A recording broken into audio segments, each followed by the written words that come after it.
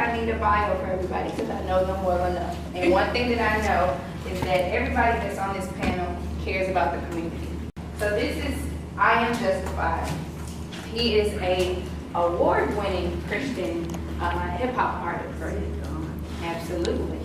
He is also a full-time teacher. So he teaches students like you all the time. And he is a proud alumni of the Clark Atlanta University. Woo! He's in the house. He is a native of Houston. He went to Climb Forest High School. I know that is. Ooh, somebody laughed. My girl that went to Westfield. That's what I'm talking about. We beat y'all a couple times. Basketball. 2 times in 10 years. Okay. All right. So this is I Am Justified.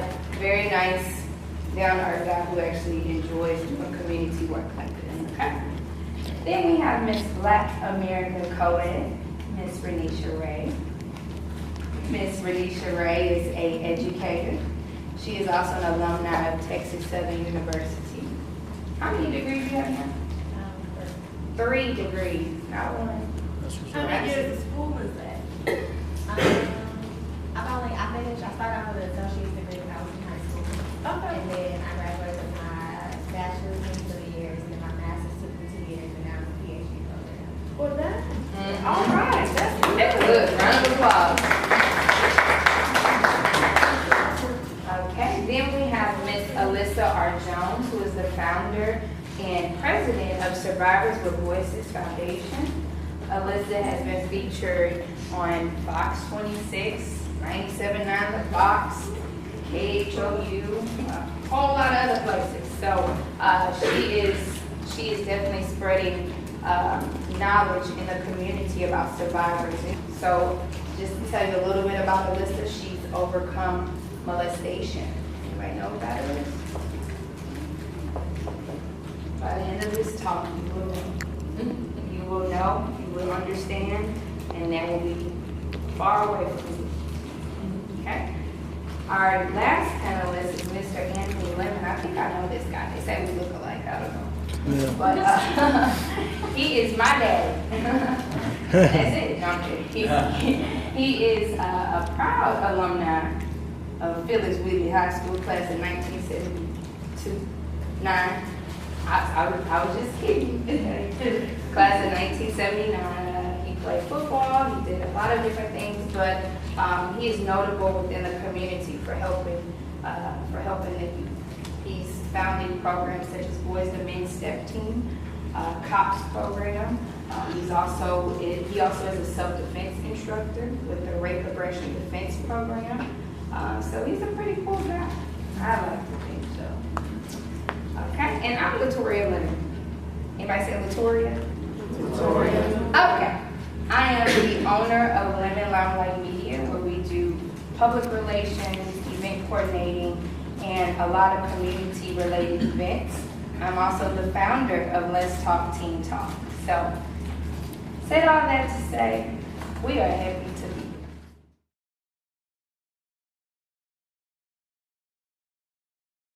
My mom has been, I've always known my mom to be a single mom, so I've never known her and my dad to be together physically in my presence. I knew they were together when I was younger, but I have no recollection of no knowledge of that.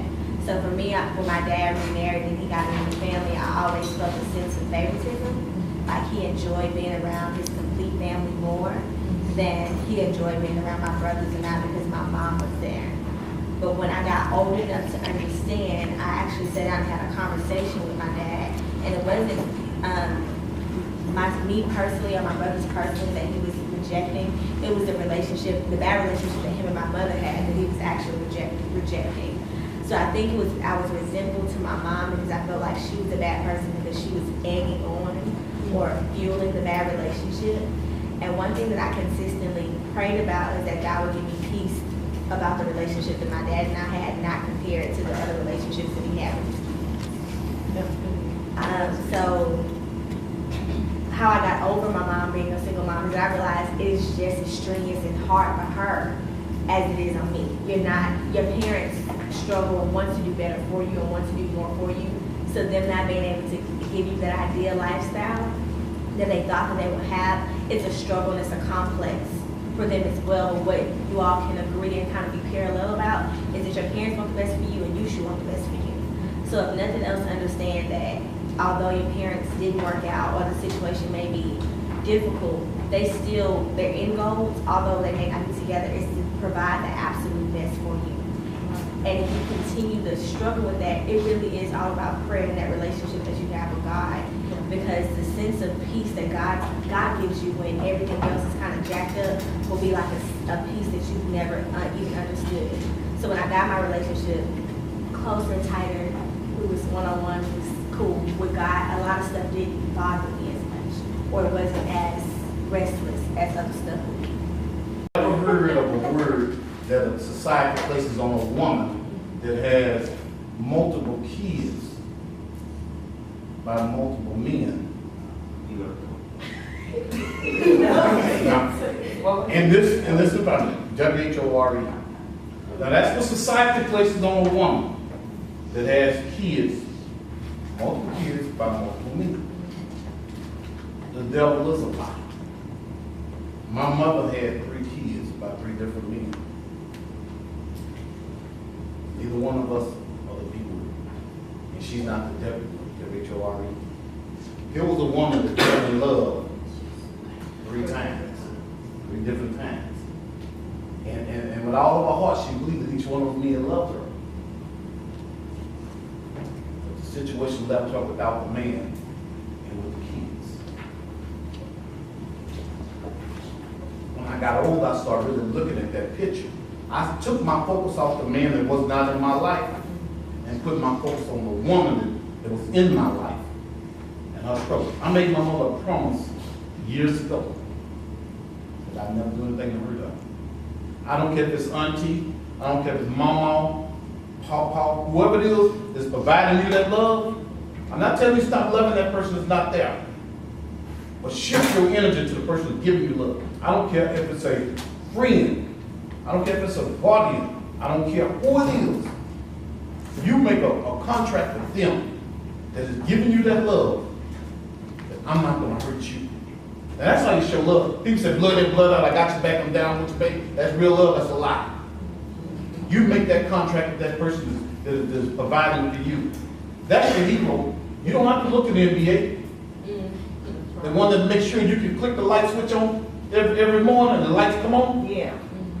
That's your hero. There you go. You can talk to that person there. That's your hero. There you You can't call up one of the guys in the NBA and hold a conversation with them. Let them know you had a bad day. Let them know you had a bad grade. Let them know your girlfriend just quit you. Let them know you come to this park in the road and you don't know which way to go. I don't care how much money you put in Jordan's pocket. He don't know you. You can spend the night in front of the store and get his tennis shoes and he don't even care. That's right. But that person, that mother, that father that wears some raggedy tennis shoes so that you can wear some decent ones, There you go. that's your hero. That's the one you make that bond with, blood in, blood out. Give them that love right there that you give somebody out there. Let's say something to justify it. But I'll start with you. That's because that happened to me. And to be honest with you guys, I was very transparent. I didn't deal with it until I got older. And so I say that to say that no matter what happens in your life, whether you deal with it now or deal with it later, there's always a chance to make a change for you. And there's always a chance to go back and look at your past circumstances and understand who you are today. Because that's what happened for me.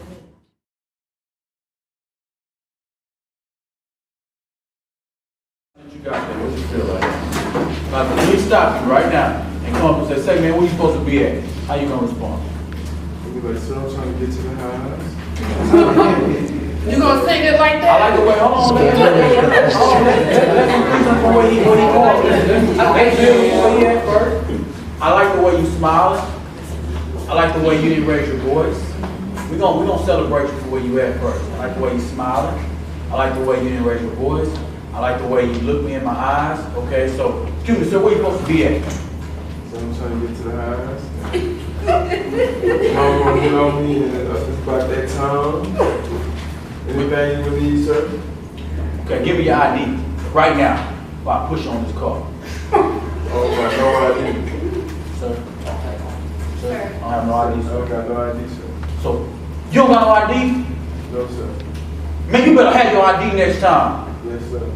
Now, see, I like the way how even though I got angry, you stay the same. It's gonna be some cops, can I be real? That's gonna try to get a reaction out of you. Right, right. And what I'm noticing about my people, I'm talking about black folks right now, is when somebody gets us excited, we like a remote. Are you a TV? Can I just change you into a channel? I want you to be angry right now. All black people get angry in Baltimore right now. And everybody, okay, all black people, get quiet. Don't let people put you into a remote. Don't let people change you when they want to. When you can do that, that shows you have mind power. Even though I can be teeing you up on the inside, but you not letting me get a reaction out of me, it's basically saying, okay, well, I can't do nothing to him. See, the Bible says a soft answer turns away wrath. God can't lie. Now, I can lie, men can lie, but God can't lie. Right. So I guarantee you, I put my life on, if you have a soft answer, you got a much better chance of living than you do trying to be and please your boy. Because your same boys that when you was trying to impress, they ain't gonna be there when you get shot. Now all of a sudden you get bad. Say, man, I ain't got nothing to say, so just keep your hands down. Keep your hands down. See, that's the regret. I don't know what you're gonna do from that point right there. Right. My training might step in. I might not need a gun. I might not need a baton. I might need a taser. But then I may put some self-defense on you. Let's keep it calm. Do what I ask you to do. There you go. Because I have the authority. When I break the law and start misusing my power, there's a system. Internal affairs. Use it. Trust me. They take bad police out, just like they do bad guys on the street. Use it.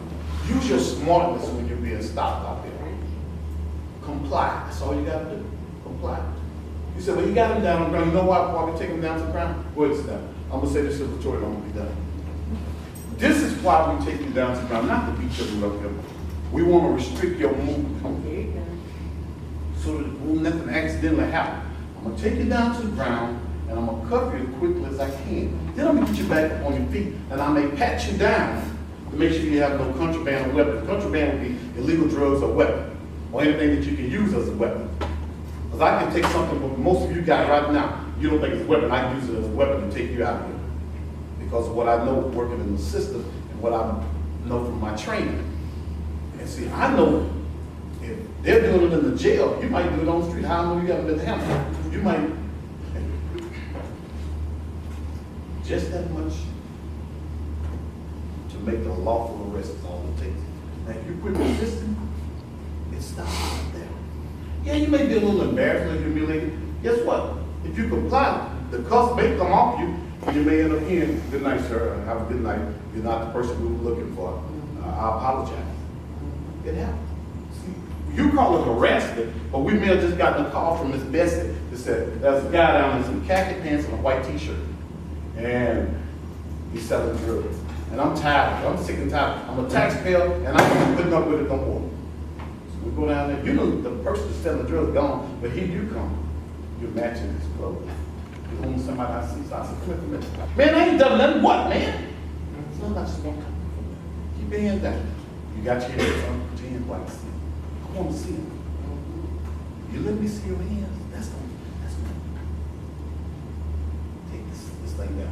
But you keep putting your hand in your pocket, reach it back, I don't know what you're gonna do. And from here, from this distance right here, you can mess me up with a knife if you know what you're doing. That's right. Stand up a minute. I seen a guy get buckled down like that, filleted, and all they do is lunge and got it. So these officers want to go home at the end of the night. That's right. I'm asking you, just comply.